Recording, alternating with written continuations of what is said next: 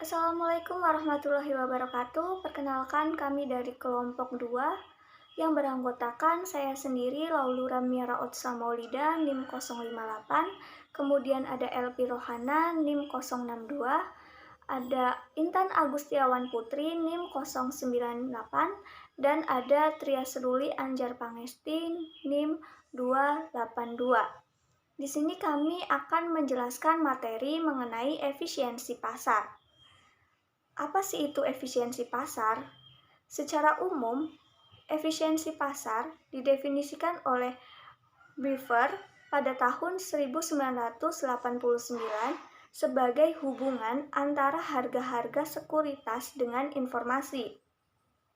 Dan secara detail, efisiensi pasar dapat didefinisikan dalam beberapa macam. Yang pertama, berdasarkan pada nilai intrinsik sekuritas. Yang kedua, berdasarkan pada akurasi dari ekspektasi harga. Yang ketiga, berdasarkan pada distribusi dari informasinya. Dan yang terakhir, berdasarkan pada proses dinamik. Begitu pula yang dijelaskan oleh Jogianto pada tahun 2000. Efisiensi pasar adalah kondisi di mana pasar dapat bereaksi dengan cepat dan akurat untuk mencapai harga keseimbangan yang baru dan sepenuhnya mencerminkan informasi yang tersedia. Selanjutnya ada definisi pasar berdasarkan pada nilai intrinsik sekuritas. Konsep awal dari efisiensi pasar berhubungan dengan informasi laporan keuangan yang berasal dari praktek analisis sekuritas yang mencoba menemukan sekuritas-sekuritas dengan harga yang kurang benar. Sekuritas-sekuritas yang dihargai kurang benar merupakan sekuritas-sekuritas yang harganya menyimpang dari nilai intrinsiknya atau nilai fundamentalnya. Untuk konteks seperti ini, maka efisiensi pasar diukur dari seberapa jauh harga-harga sekuritas menyimpang dari nilai intrinsiknya. Dengan demikian, suatu pasar yang efisien menurut konsep ini dapat didefinisikan sebagai pasar yang nilai-nilai sekuritasnya tidak menyimpang dari nilai-nilai intrinsiknya. Selanjutnya, ada definisi efisiensi pasar berdasarkan pada akurasi dari ekspektasi harga. Menurut Fama pada tahun 1970 mendefinisikan pasar efisiensi sebagai suatu pasar sekuritas yang dikatakan efisien jika harga-harga sekuritas mencerminkan secara penuh informasi yang tersedia. Definisi Fama ini menekankan pada dua aspek, yaitu full reflect dan information available. Pengertian dari fully reflect menunjukkan bahwa harga dari sekuritas secara akurat mencerminkan dari informasi yang ada. Pasar dinyatakan efisien menurut versi Fama ini jika dengan menggunakan informasi yang tersedia, investor-investor secara akurat dapat mengekspektasikan harga dari sekuritas bersangkutan. Dan yang selanjutnya ada definisi efisiensi pasar berdasarkan pada distribusi dari informasinya. Menurut Beaver pada tahun 1989 memberikan definisi mengenai efisiensi pasar yang didasarkan pada distribusi informasi sebagai pasar yang dikatakan efisien terhadap suatu sistem informasi jika dan hanya jika harga-harga sekuritas setiap orang mengamati sistem informasi tersebut. Baiklah, selanjutnya akan dijelaskan oleh Mbak Intan. Selanjutnya ada definisi efisiensi pasar berdasarkan pada proses dinamik. Definisi efisiensi pasar yang didasarkan pada proses dinamik mempertimbangkan distribusi informasi yang tidak simetris dan menjelaskan bagaimana harga-harga akan menyesuaikan karena informasi tidak simetris tersebut. Definisi yang mendasarkan pada proses yang dinamik ini akan menekankan pada kecepatan penyebaran informasi yang tidak simetris. Pasar dikatakan efisien jika penyebaran informasi ini dilakukan secara tepat sehingga informasi menjadi simetris, yaitu setiap orang memiliki informasi. Materi selanjutnya yaitu bentuk-bentuk efisiensi pasar. Bentuk efisiensi pasar dapat ditinjau dari segi ketersediaan informasinya saja atau dapat dilihat tidak hanya dari ketersediaan informasi, tetapi dapat dilihat dari kecanggihan pelaku pasar dalam pengambilan keputusan berdasarkan analisis dari informasi yang tersedia. Pasar efisiensi yang ditinjau dari sudut informasi saja disebut dengan efisiensi pasar informasi secara informasi atau informational efficiency market. Sedangkan pasar efisiensi yang ditinjau dari sudut kecanggihan pelaku pasar dalam pengambilan keputusan berdasarkan informasi yang tersedia disebut dengan efisiensi pasar secara keputusan atau decisional efficiency market. Jadi bentuk efisiensi pasar ada dua, yaitu efisiensi pasar secara informasi, yang kedua efisiensi pasar berdasarkan pada keputusan. Selanjutnya penjelasan mengenai efisiensi pasar secara informasi. Kunci utama untuk mengukur pasar yang efisien adalah hubungan antara harga sekuritas dengan informasi.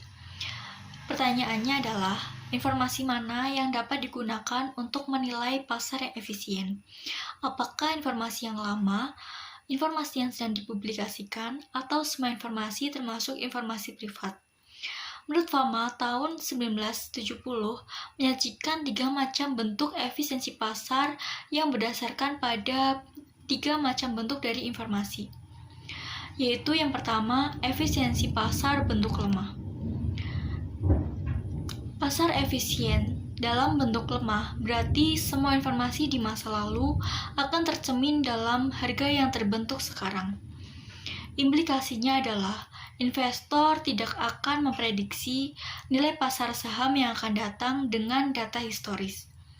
Yang kedua, efisiensi pasar bentuk setengah kuat.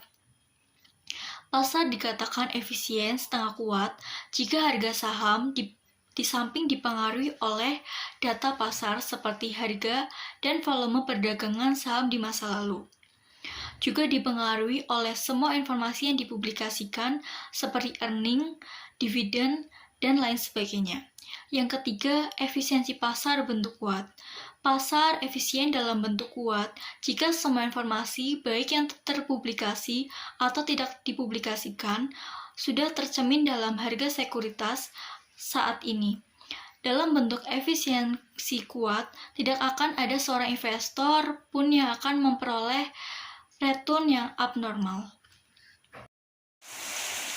Selanjutnya mengenai efisiensi pasar secara keputusan.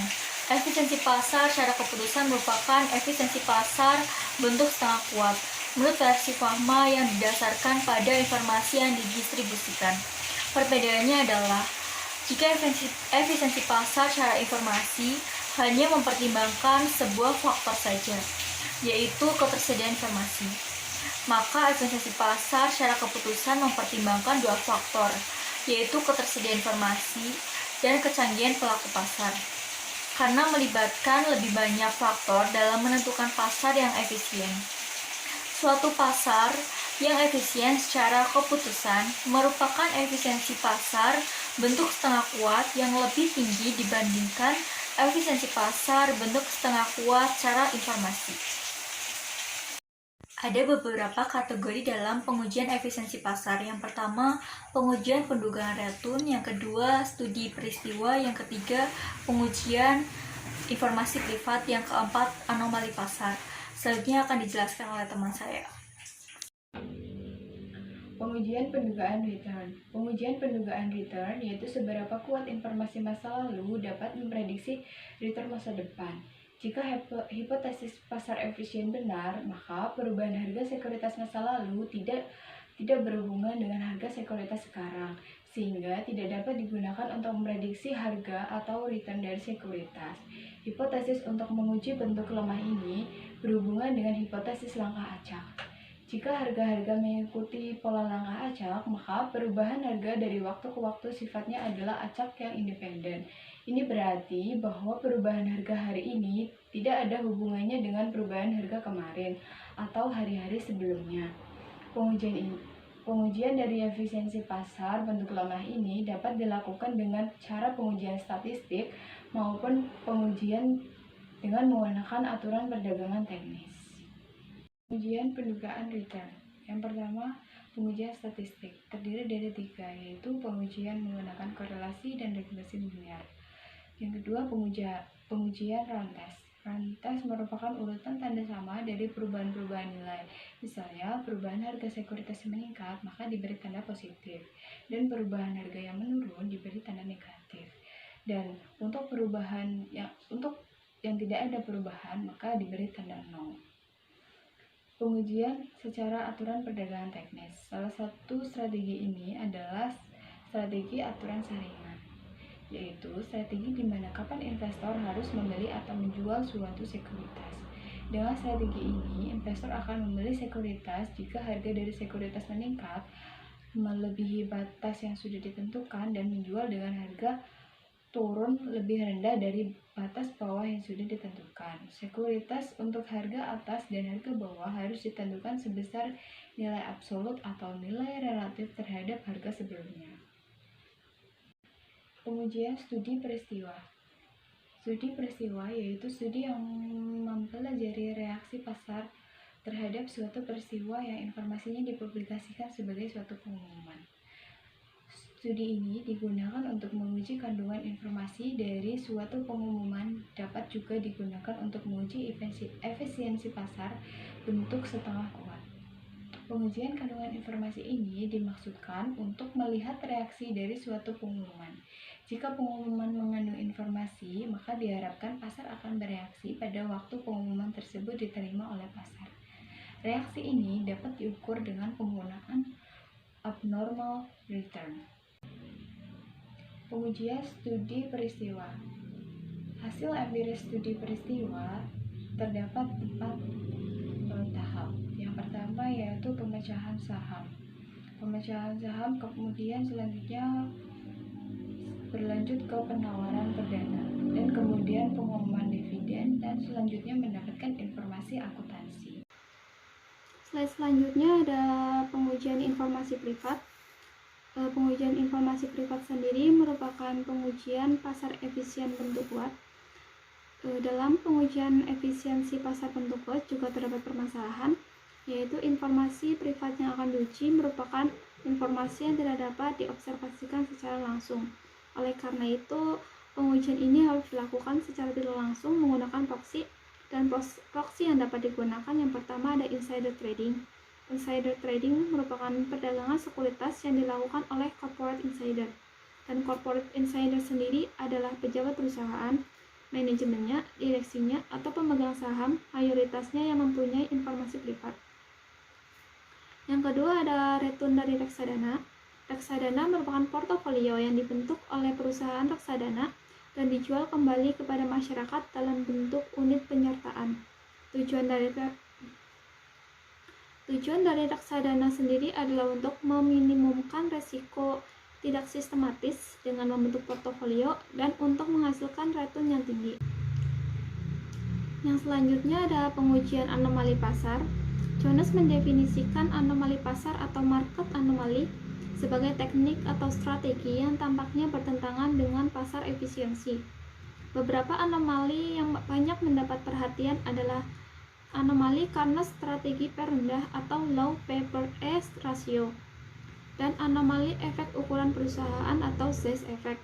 Anomali pasar juga terjadi untuk perusahaan yang kecil, dan menemukan bahwa perusahaan-perusahaan NYSE yang berukuran kecil memberikan return yang lebih besar dibandingkan dengan return yang diberikan oleh perusahaan-perusahaan besar. Yang selanjutnya ada pasar yang efisien. Pasar efisien dapat terjadi karena peristiwa-peristiwa sebagai berikut. Yang pertama, ada investor. Investor adalah penerima harga atau price takers, yang berarti bahwa sebagai pelaku pasar, investor seorang diri tidak dapat mempengaruhi harga dari suatu sekuritas. Harga dari suatu sekuritas ditentukan oleh banyak investor yang menentukan demand and supply. Yang kedua, ada informasi tersedia secara luas kepada semua pelaku pasar pada saat yang bersamaan, dan harga untuk memperoleh informasi tersebut relatif murah dan hemat. Yang ketiga, ada informasi dihasilkan secara acak atau random, dan tiap-tiap pengumuman informasi sifatnya random satu dengan yang lainnya. Dan yang terakhir, ada informasi bereaksi dengan menggunakan informasi secara penuh dan cepat, sehingga harga dari suatu sekuritas berubah dengan semestinya, mencerminkan informasi tersebut untuk mencapai keseimbangan yang baru. Yang selanjutnya ada implikasi efisiensi pasar terhadap pengambilan keputusan.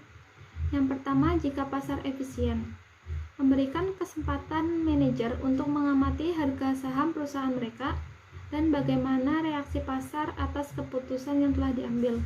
Yang kedua, cepatnya penyesuaian harga-harga surat berharga dapat pula memberi implikasi-implikasi. Yang pertama, semua surat berharga adalah substitusi sempurna. Yang kedua, penanaman modal dapat mengambil berbagai keputusan manajemen, misalnya melakukan diversifikasi. Yang ketiga, perubahan kecil tidak berpengaruh pada risiko suatu perusahaan atau arus kas yang diharapkan dan atas surat berharga yang beredar di pasar.